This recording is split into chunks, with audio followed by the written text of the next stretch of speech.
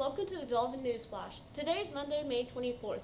Today, as we begin our last week of school, as we conclude our school year, I'd like to share one of my favorite books with you. This book is all about new beginnings and possibilities. If you have time today, listen to this read aloud to celebrate the end of the school year.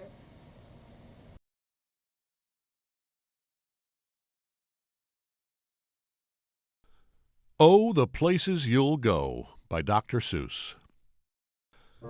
Congratulations! Today is your day. You're off to great places. You're off and away. You have brains in your head. You have feet in your shoes. You can steer yourself any direction you choose.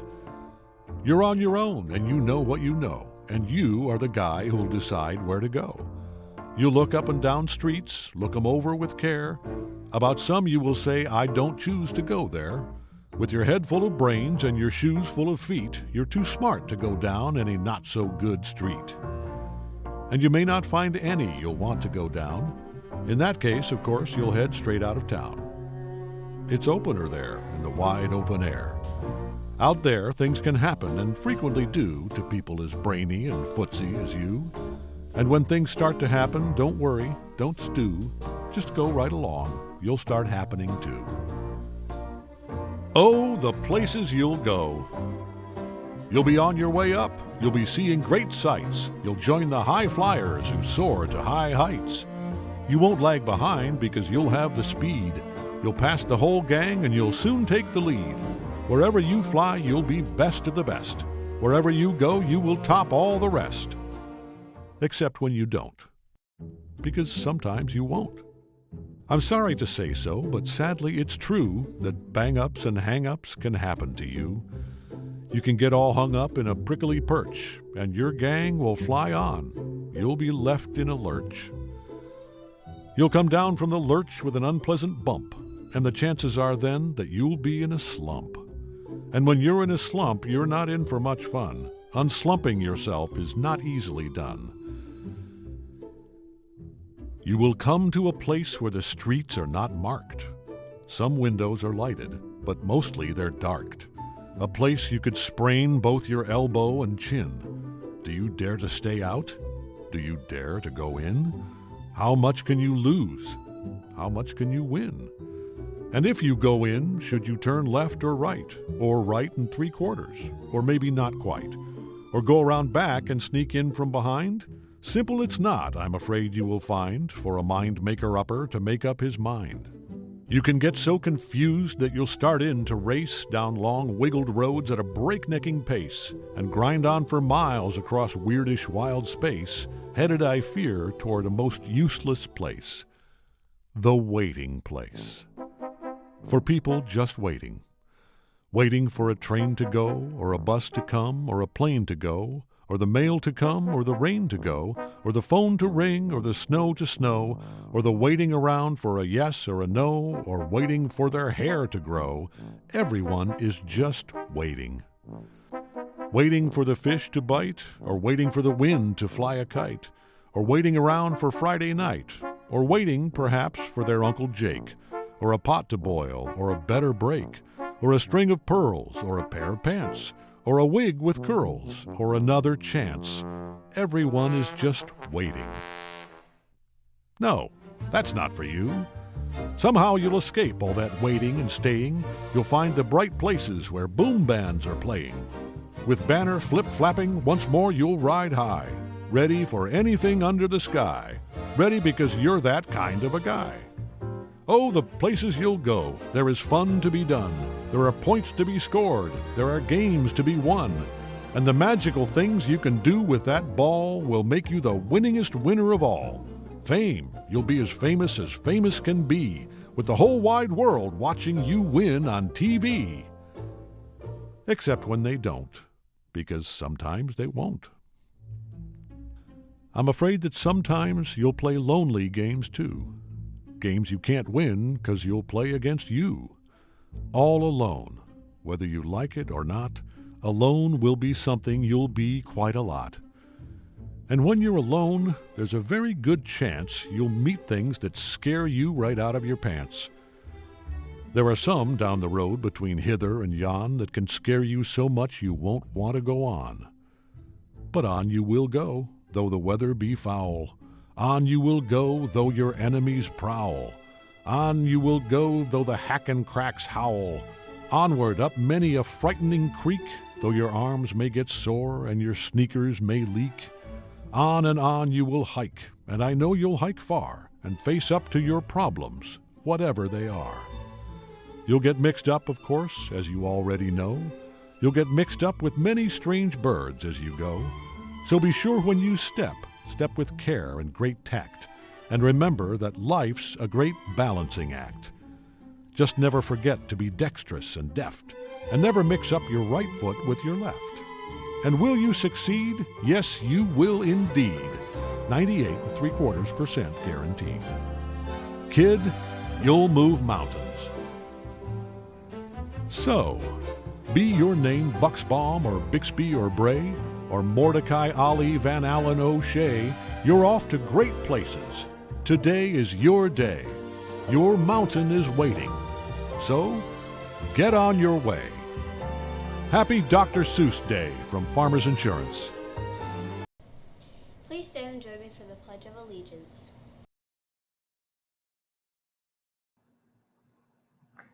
I pledge allegiance to the flag of the United States of America and to the republic for which it stands, one nation, under God, indivisible, with liberty and justice for all.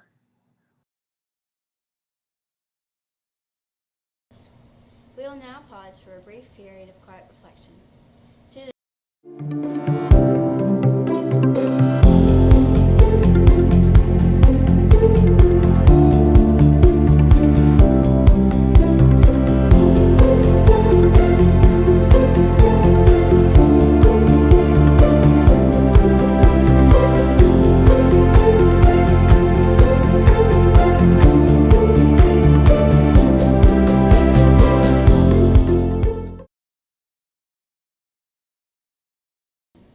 Today's menu choices are chicken nuggets with breadstick, veggie lasagna with breadstick, and jam lunch bag. The side choices for today are baby carrots and tater tots.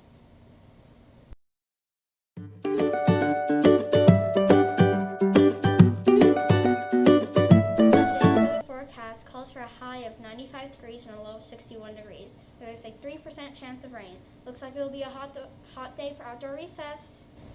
Today is Movement Monday. Let's celebrate by playing a class game of kickball at recess. Make sure to tweet photos of you and your classmates at #DelvinGoesDigital and @DelvinES.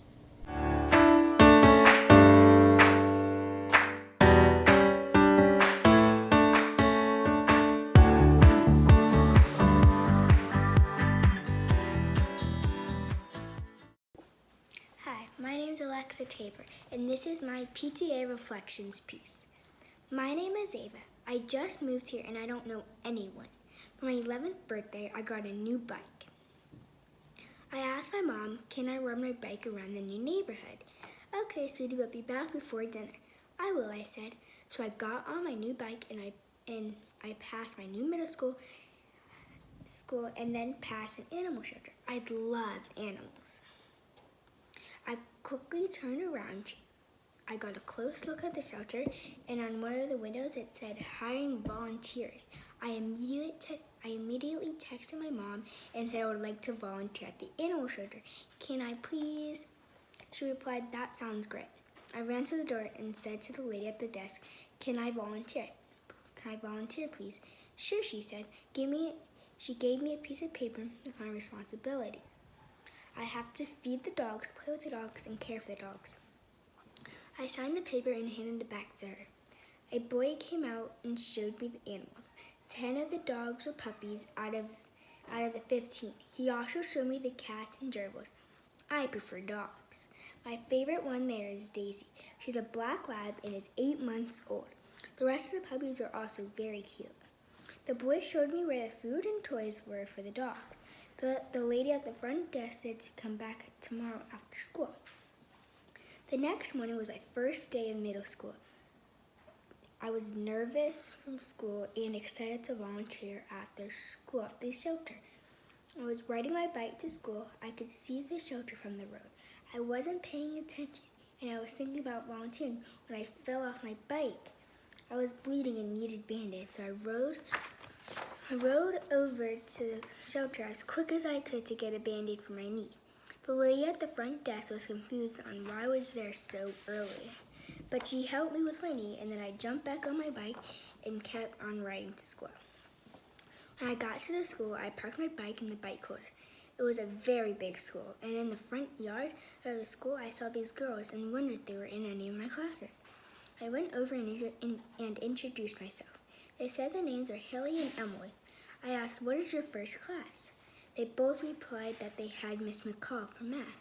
Math is my favorite. So I followed them into the building and walked down the hall to class with them. We all sat near each other. It was finally time for lunch, so the three of us sat down at the same table. We are going to get ice cream at the Brewsters near school today. Would you like to come? Emily asked. Sorry, I can't. I have to volunteer at the animal shelter today. Oh, okay, said Emily. Maybe next time. Okay, I said. So I got back on my bike and rode to the animal shelter. I am glad you came, said the lady at the front desk. We were just making some toys. Okay, I said. A couple hours later, my mom texted me to go home for an emergency. So I got back on my bike and went home as fast as my bike wheels could go. I pulled on my street and saw fire trucks and ambulances in my driveway. Then I see a fire in my house. I ran to the fireman and asked what happened. He said that the house burnt down. How? I asked. I don't know, said the fireman. I raced to my mom and hugged her tight. She told me that everything will be all right and that we're going to have to move to an apartment. Okay, I said. I was feeling sad because it was a new house and all my things were there. These are the things that mattered most to me. I went to school the next day, and at lunch, Haley and Emily asked me if I wanted to have a sleepover this weekend. I said I can't because my new house burnt down and we were moving. They were so sad for me and my family. They asked if they could help, but I said no. Haley and Emily wanted to cheer me up, so Haley asked, "Can we volunteer at the shelter too?" Yes, I said. So after school, we went to the shelter to get them signed up. The lady at the front desk told me that Daisy needs surgery and is going to need a quiet home after. Who's Daisy? Asked the girls. Daisy is a lab puppy. She is my favorite puppy. I told them, "Can Daisy stay at my place? My apartment building allows dogs." I said. Sure, the lady said. Just remember to make sure that's food and water, and don't play too much because then she'll have more pain. Got it, I said. We'll pick her up on Friday after her surgery, I said.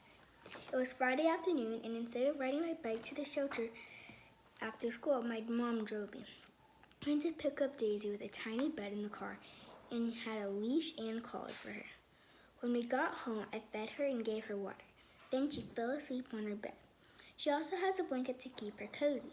A few days later, Haley and Emily came to visit me and Daisy. They were so surprised on how great I was taking care of Daisy after surgery. Daisy was doing great. We took her outside to play for a bit, and we were all so happy. After we left, I was sitting in my room thinking about my old things that I lost in the fire. I realized that they were just things, but I was doing by volunteering with the animals is what really matters. I still have my old memories, but I'm also glad to make a difference in Daisy and the other animals' lives. My mom was so proud of me and said that we should officially adopt Daisy. I can't wait to share the great news with Haley and Emily tomorrow. Have a great summer. Bye.